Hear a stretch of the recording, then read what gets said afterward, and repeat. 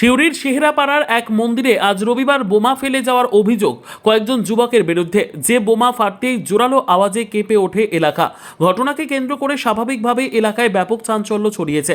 ঘটনার খবর পেয়ে সিউড়ি থানার পুলিশ ঘটনাস্থলে পৌঁছে তদন্ত শুরু করেছে। স্থানীয় সূত্রে জানা যাচ্ছে, এদিন দুপুরে হঠাৎ করে কয়েকজন যুবক এলাকায় আসে আর ওই মন্দিরে একটি বোমা মেরে চলে যায়। যারা এসেছিলেন তাদের বাড়ি বিদেশি পাড়ায়। ঘটনায় দুজনকে শনাক্ত করতে সক্ষম হয়েছেন স্থানীয়রা। এখানে দুটো ছেলে মানে জনা 4-5 ছেলে, তার মধ্যে দুটোকে মানে শনাক্ত করেছে।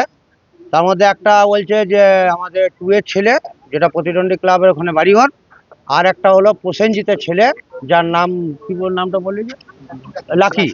তো এরা দুজনা নাকি এসে আমাদের এই মন্দিরে বোমটা মেরে দিয়ে গেছে। আমাকে জেনে দেওয়ার খবর দেওয়ার পরে আমি মাননীয় প্রশাসন দিক থেকে প্রশাসনকে আমি খবর দিই।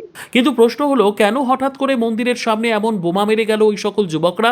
জানা গিয়েছে, গতকাল শনিবার শেহরাপাড়া ও বিদেশি পাড়ার 2 শিশুর মধ্যে বিবাদ বাধে, আর তারপরেই আজ এই ঘটনা। 2 শিশুর বিবাদের পরিপ্রেক্ষিতে এমন ঘটনা বলে মনে করা হচ্ছে। বোম মারার কারণটা এখন এই মুহূর্তে বলতে পারবো না, আমরা নিজেরাও জানি না।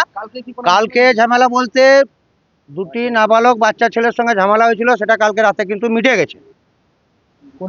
সেটা এইখানকার ছেলের সঙ্গে ওখানকার ছেলে, মানে বিদেশি পাড়া টু আমাদের এই শেহরাপাড়া, এই 2টি ছেলের সঙ্গে কোনো রকম গন্ডগোল, যাই হোক কোনো দিকে কোনো কিছু হয়েছে, সেটা কিন্তু কালকে বোমটা মেরে গেছে বিদেশি পাড়া 2টি ছেলে। ওই একটির নাম লাকি, আর ওর বাবার নামটা জানি, কিন্তু ছেলের নামটা এখন আমি জানি না। শেহরাপাড়ার বাসিন্দা রাজকুমার দাস জানিয়েছেন, এই ঘটনায় তারা রীতিমতন আতঙ্কে রয়েছেন। যে মন্দিরের সামনে এমন ঘটনা ঘটেছে, সেই মন্দিরের সামনে অনেক ছোট ছোট ছেলেরা খেলা করে, অন্যরাও বসে থাকেন।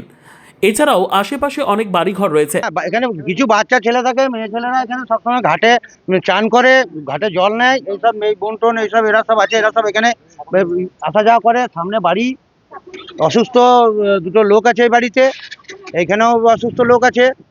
তো আমরা এটা এখন খুব চিন্তিতভাবে হয়ে গেলাম যে এখন এই হঠাৎ করে এই সরকারের আমলে আমাদের এই এখন যখন আমরা বলছি যে প্রশাসন আমাদের বেশ ভালো ব্যবস্থা নিচ্ছে, তার মধ্যে এই এরা বোমটা ফেলে দিয়ে গেছে।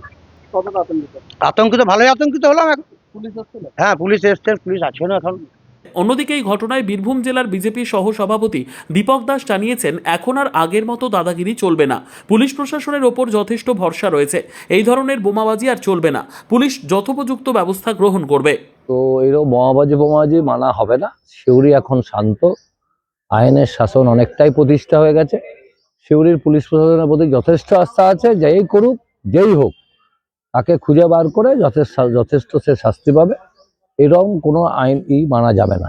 এবং নিশ্চিন্তে থাকুন, পুলিশ কড়া পদক্ষেপ গ্রহণ করতে চলেছে, খুঁজে বার করে নেবে এবং বন্ধ হবে। ওসব বোমাবাজি, দাদাগিরি ওসব পুরনো অতীত, বর্তমানে ওসবের কোনো স্থান নেই।